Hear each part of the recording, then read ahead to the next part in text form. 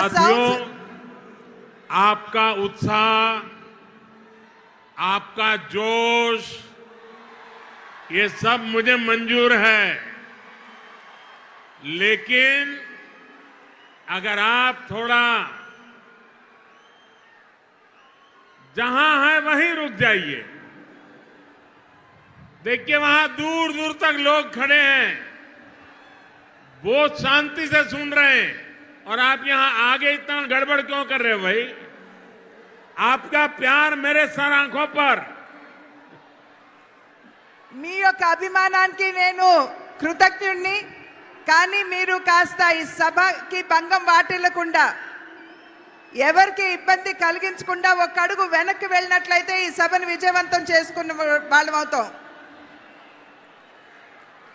कल ही देश में लोकसभा चुनाव का बिगुल बजा है, और आज मैं आप सबके बीच आंध्र प्रदेश में हूं। यहां मुझे कोटप कोंडा से ब्रह्मा, विष्णु और महेश तीनों का आशीर्वाद मिल रहा है। त्रिदेवों के इस आशीर्वाद से हमारी सरकार के तीसरे कार्यकाल में देश और भी बड़े निर्णय लेगा। आप सब देखिए, ये संयोग देखिए, इस बार चुनावों के परिणाम 4 जून को आने वाले हैं। अब पूरा देश कह रहा है 4 जून को 400 पार।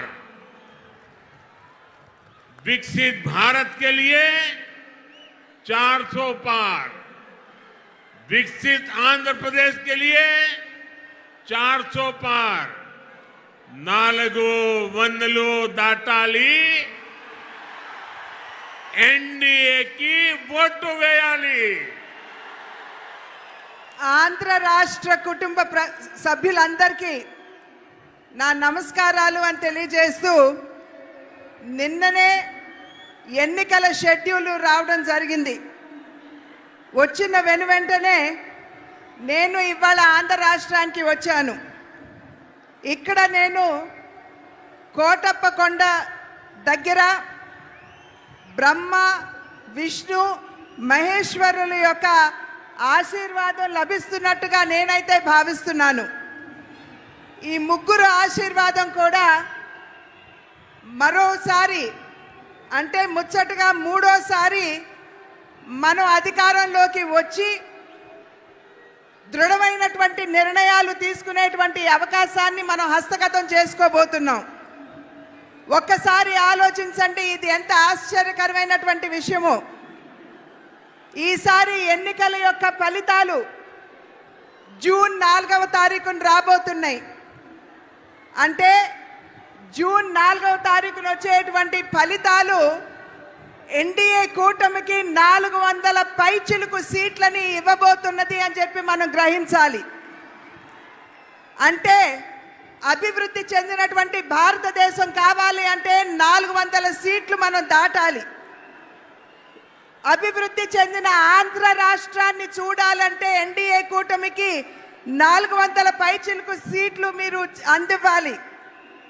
కనుక మీరందరూ కూడా నడుం బిగించి రాబోయే ఎన్నికల్లో ఎన్డీఏ కూటమికి 400 సీట్లు పైచిలుకుగా అందే విధంగా మీరందరూ కూడా కష్టించి కృషి చేయాలి.